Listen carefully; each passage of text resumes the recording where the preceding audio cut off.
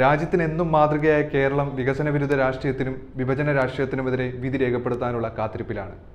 ഉത്തരേന്ത്യയിൽ ബി.ജെ.പി. മുസ്ലിം വിഭാഗത്തിനെതിരെ വാക്കുകൾ കൊണ്ടുള്ള ആക്രമണം ശക്തമാകുമ്പോൾ കേരളം സുശക്തമായ നിലപാടെടുത്ത് വ്യക്തമായ മറുപടി നൽകുമെന്നതിൽ സംശയമില്ല. ഇടതുപക്ഷമില്ലെങ്കിൽ ഇന്ത്യയില്ല എന്നത് തികച്ചും അർത്ഥവത്താക്കുന്ന പ്രകോപന വിദ്വേഷ പരിപാടികളാണ് അവസാന ഘട്ടത്തിൽ ബി.ജെ.പി. നടത്തിക്കൊണ്ടിരിക്കുന്നത്. ഇതിന് മറുപടി കേരളത്തിൽ മാത്രമല്ല, രാജ്യമൊട്ടാകെയും നൽകുമെന്ന് ഇടതുപക്ഷം ചങ്കൂറ്റത്തോടെ വിളിച്ചു പറയുന്നു.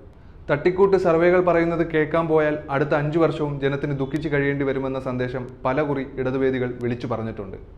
അത് ഈ തെരഞ്ഞെടുപ്പ് കഴിഞ്ഞാലും ഇടതുപക്ഷം ആവർത്തിക്കും. കാരണം വരാനിരിക്കുന്ന അടുത്ത ഘട്ടങ്ങളിലും ഇതേ സന്ദേശമാണ് ഇടതുപക്ഷത്തിന് നൽകാനുള്ളത്. സംസ്ഥാനത്ത് 20 സീറ്റുകളിലേക്ക് നടക്കുന്ന തെരഞ്ഞെടുപ്പിൽ എല്ലായിടങ്ങളിലും കടുത്ത മത്സരമാണ് നടക്കുന്നത്. കഴിഞ്ഞ തവണ UDF-ന് അനുകൂലമായി ചിന്തിച്ച വോട്ടർമാർ ഇത്തവണ തങ്ങളുടെ കൈത്തറ്റ് തിരുത്തുമെന്ന് പ്രഖ്യാപിച്ചുകൊണ്ടാണ് തിരിച്ചു വന്നിരിക്കുന്നത്.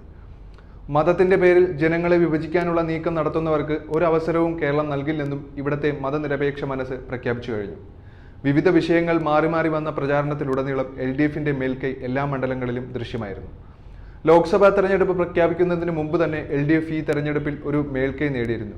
സ്ഥാനാർത്ഥി പ്രചാരണത്തിലൂടെയായിരുന്നു അത്തരത്തിലൊരു മേൽക്കൈ LDF-ന് ലഭിച്ചത്. അതിനുശേഷം പ്രചാരണം ആരംഭിച്ചപ്പോൾ പ്രചാരണ രംഗത്തും വലിയ തോതിൽ തന്നെ മുന്നേറ്റം നേടാൻ LDF-ന് സാധിച്ചിരുന്നു. ഇന്നിപ്പോൾ പല മണ്ഡലങ്ങളിലും സ്ഥാനാർത്ഥികളുടെ റോഡ് ഷോയിലൂടെയാണ് മുന്നോട്ട് പോകുന്നത്. എന്നാൽ തിരുവനന്തപുരത്തെ സാഹചര്യം വ്യത്യസ്തമാണ്. ആറ്റിങ്ങൽ മണ്ഡലത്തിലും തിരുവനന്തപുരം മണ്ഡലത്തിലും LDF സ്ഥാനാർത്ഥികളുടെ റോഡ് ഷോയ്ക്ക് പകരം അവസാന ദിവസം വോട്ടർമാരെ പരമാവധി നേരിൽ പോയി കണ്ട് അഭ്യർത്ഥിച്ച് വോട്ടുറപ്പിക്കുകയാണ് തിരുവനന്തപുരം മണ്ഡലത്തിലെ സ്ഥാനാർത്ഥി പന്ന്യൻ രവീന്ദ്രനും ആറ്റിങ്ങൽ മണ്ഡലം സ്ഥാനാർത്ഥി വി ജോയി ബോണക്കാട് എസ്റ്റേറ്റിലെത്തി കൃത്യമായ രീതിയിൽ അവിടുത്തെ തൊഴിലാളികളെ അവസാന വട്ടം കൂടി കണ്ട് വോട്ടുറപ്പിച്ച് മുന്നോട്ട് പോവുകയാണ്.